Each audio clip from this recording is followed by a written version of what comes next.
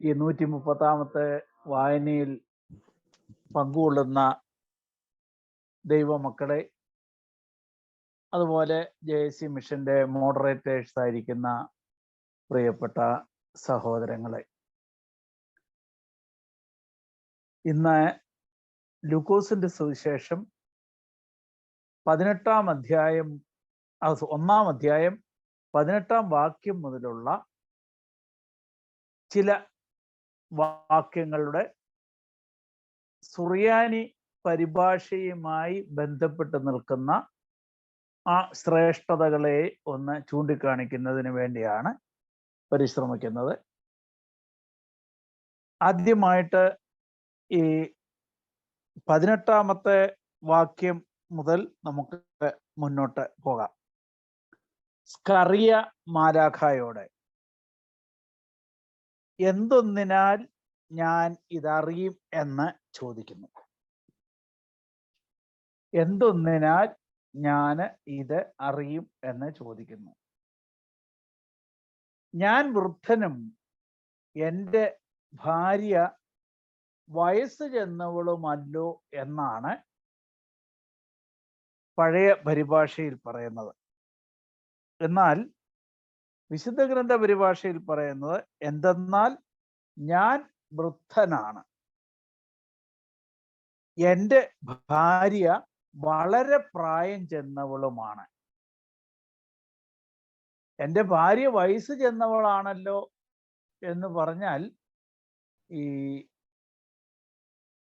അതിലെ പല ഘട്ടങ്ങളിൽ അതേക്കുറിച്ച് പറയാനായിട്ട് സാധിക്കും. എന്നാൽ വളരെ പ്രായം ചെന്നവളെന്ന് പറയുമ്പോൾ ഒരു മകനുണ്ടാകുവാൻ ഉള്ള ആ പ്രായത്തിനപ്പുറമായിട്ട് അല്ലെങ്കിൽ വയസ്സിയായ ഒരാളെന്നുള്ള അർത്ഥമാണ് അവിടെ വരേണ്ടത്. അത് കുറെ കൂടെ കൃത്യമായിട്ട് വരുന്നത് സുറിയാനി പരിഭാഷയിലാണ്, സുറിയാനിയിൽ നിന്നുള്ള പരിഭാഷയിൽ. ഇനി 19ാം വാക്യത്തിൽ മാലാഖ പറയുന്നു, ദൈവത്തിനു മുമ്പാകെ നിൽക്കുന്ന ഗബ്രിയേലാകുന്നു ഞാൻ. ആരാണ് ഈ ഗബ്രിയേൽ? അപ്പൊ ഗബ്രിയേൽ എന്ന ആ മാലാഖയെ നമുക്ക് ദൈവത്തിന്റെ ദൂതനായിട്ട് നമുക്കിവിടെ കാണുവാനായിട്ട് സാധിക്കും. ഗബ്രിയേൽ എന്ന വാക്കിന്റെ അർത്ഥം ദൈവം ബലവാനാണ് എന്നാണ്. എപ്പോഴും ദൈവതിരുസന്നിധിയിൽ ശുശ്രൂഷ ചെയ്യുന്ന 7 മാലാഖമാരിൽ ഒരാളാണ് ഗബ്രിയേൽ എന്ന് തോബീത്തിന്റെ പുസ്തകത്തിൽ 12ാം അധ്യായം 15ാം വാക്യത്തിലും വെളിപാട് പുസ്തകം 8ാം അധ്യായം 2ാം ഭാഗത്തിലും പറയുന്നുണ്ട്. അപ്പോൾ യഹൂദ ക്രൈസ്തവ പാരമ്പര്യങ്ങളിൽ ഗബ്രിയേൽ ഒരു പ്രധാന ദൂതനായിട്ട് കരുതപ്പെട്ട് പോരുന്നുണ്ട്. അപ്പോൾ അങ്ങനെ ദൈവതിരുസന്നിധിയിൽ നിൽക്കുന്ന ഗബ്രിയേൽ എന്നവിടെ പറയുന്നു. ഇനി മുന്നോട്ട് പോരുമ്പോൾ നമുക്ക് വീണ്ടും കാണാൻ സാധിക്കുന്നത് ഗബ്രിയേൽ പറയുന്ന കാര്യങ്ങളാണ്. യഥാകാലം നിവൃത്തിയാകുന്ന എൻ്റെ ഈ വചനങ്ങൾ നീ വിശ്വസിക്കായിക മൂലം ഇവ സംഭവിക്കുന്ന നാൾ വരെയും നീ ഊമനായിരിക്കും എന്ന് വിശുദ്ധ ഗ്രന്ഥ പരിഭാഷയിൽ പറയുമ്പോൾ, പ്രൊട്ടസ്റ്റന്റ് മലയാളം പരിഭാഷയിൽ നാം കാണുന്നത് ഇത് സംഭവിക്കുന്നത് വരെ നീ സംസാരിപ്പാൻ കഴിയാതെ മൗനമായിരിക്കും എന്നാണ്. മൗനമായിരിക്കുക എന്ന് പറഞ്ഞാൽ ആ വാക്കിന്റെ അർത്ഥം സ്വയം വർജിക്കുന്ന മൗനമാണ്. എന്നാൽ അങ്ങനെയല്ല, സംസാരിപ്പാൻ കഴിയാത്ത വണ്ണം ഊമനായി തീരുക എന്നുള്ളതാണ്. ഡം, DUMB. അപ്പോ ആ ഒരു കൃത്യത സുറിയാനി പരിഭാഷയിൽ നമുക്ക് കാണുവാൻ സാധിക്കും. ഇനി 21ാമത്തെ വാക്യത്തിലേക്ക് വരുമ്പോൾ, ജനം സക്കരിയാവിനായി കാത്തിരുന്നു. അല്ലെങ്കിൽ സുറിയാനി പരിഭാഷ പറയുന്നത് പോലെ പ്രതീക്ഷിച്ചു കൊണ്ട് നിന്നിരുന്നു. ഇനി അടുത്ത വാക്ക് ശ്രദ്ധിക്കേണ്ടതാണ്. അതിനാൽ അവൻ മന്ദിരത്തിൽ ഒരു ദർശനം കണ്ടു എന്നവർ അറിഞ്ഞു. വരാൻ താമസിച്ചതുകൊണ്ടും മൗനമായിരുന്നത് കൊണ്ടും ദേവാലയത്തിൽ വെച്ച് ഒരു ദർശനം ഉണ്ടായത് കൊണ്ടാണ് താമസിക്കുന്നതെന്ന് അവർ വിചാരിച്ചു. അവിടെ ഉപയോഗിച്ചിരിക്കുന്ന ദേവാലയം എന്ന വാക്കിന് പകരം ഉപയോഗിച്ചിരിക്കുന്നത് മന്ദിരം എന്നാണ്. മന്ദിരവും ദേവാലയവും രണ്ടും രണ്ടാണ്. ഒരു അവിശ്വാസിക്ക് ഏത് കെട്ടിടം ഒരു മന്ദിരമാണ്. ഒരു വിശ്വാസിയെ സംബന്ധിച്ചിടത്തോളം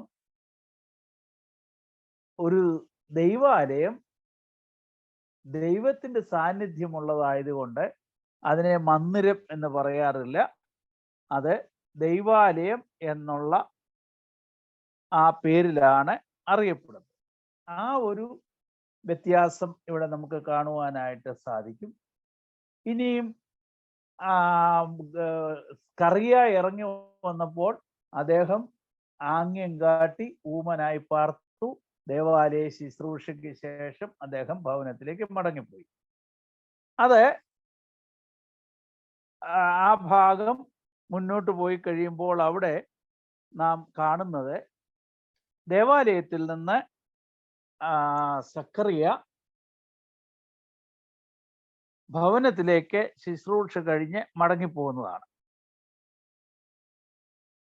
ഇനിയും 22-ാം വാക്യത്തിൽ വരുന്നിടത്തും നമുക്ക് ദൈവാലയം എന്ന് പ്രത്യേകമായിട്ട്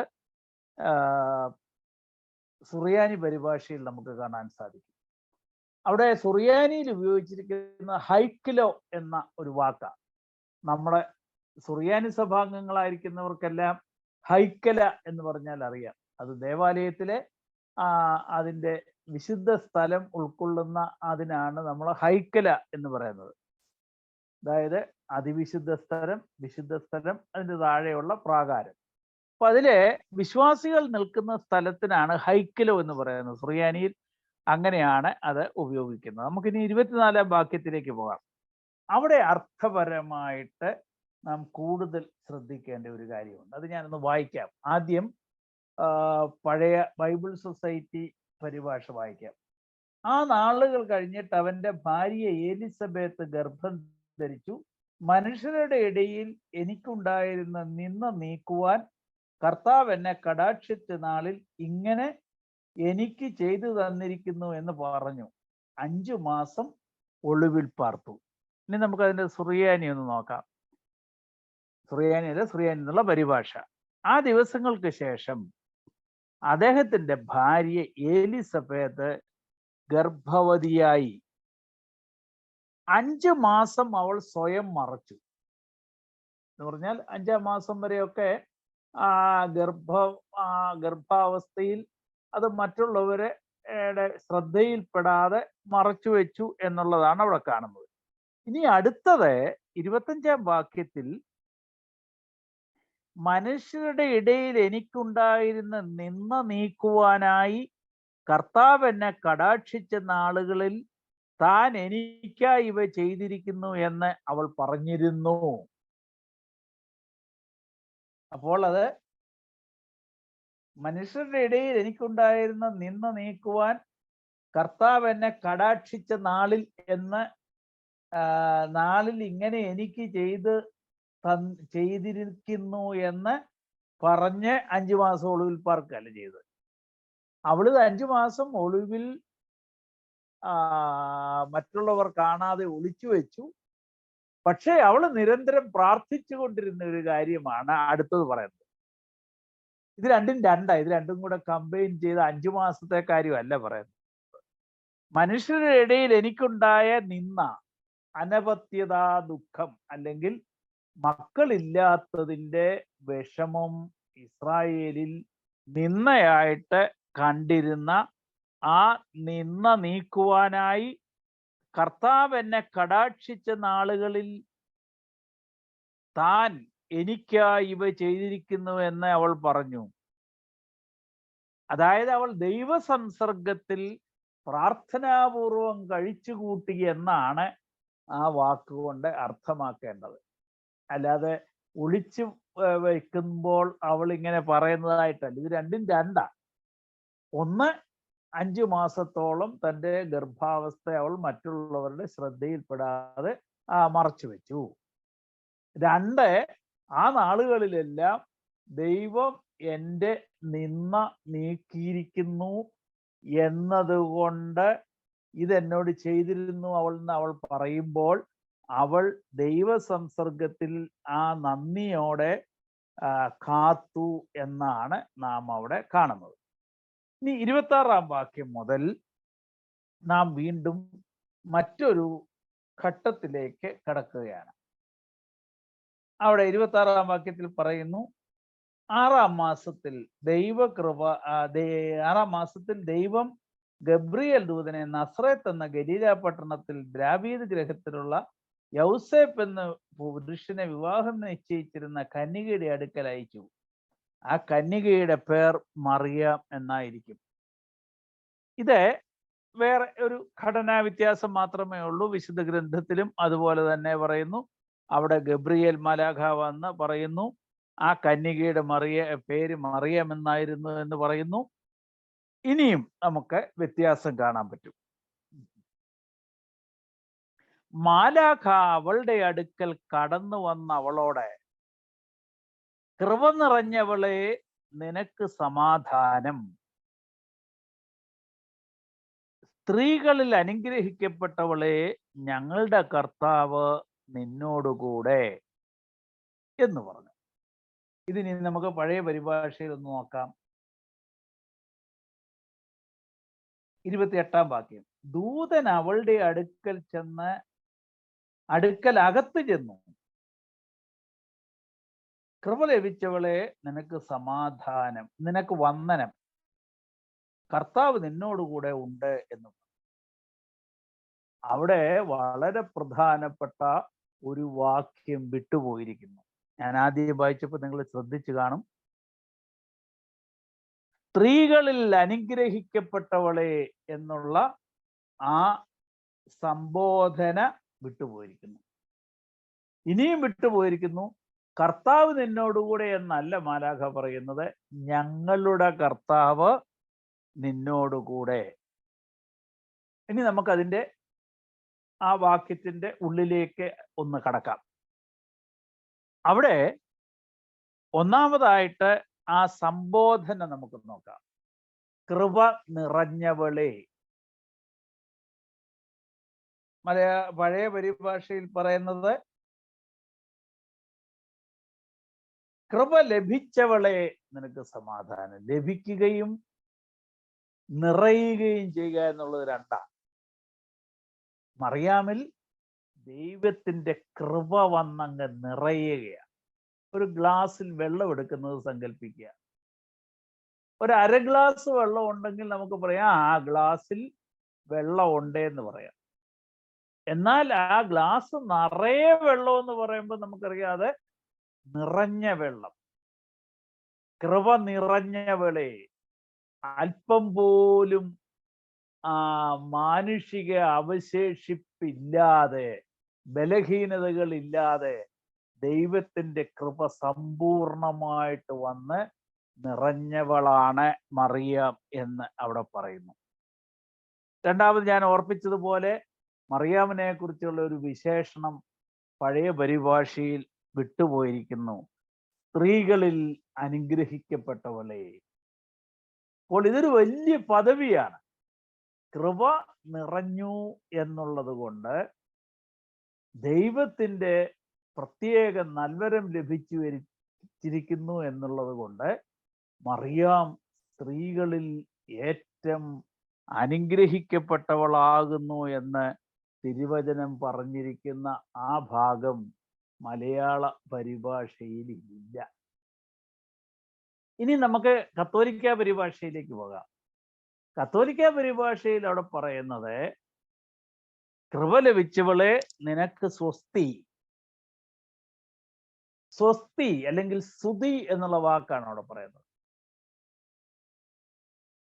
സുറിയാനി ഇതല്ലാതെ സ്ലോമോ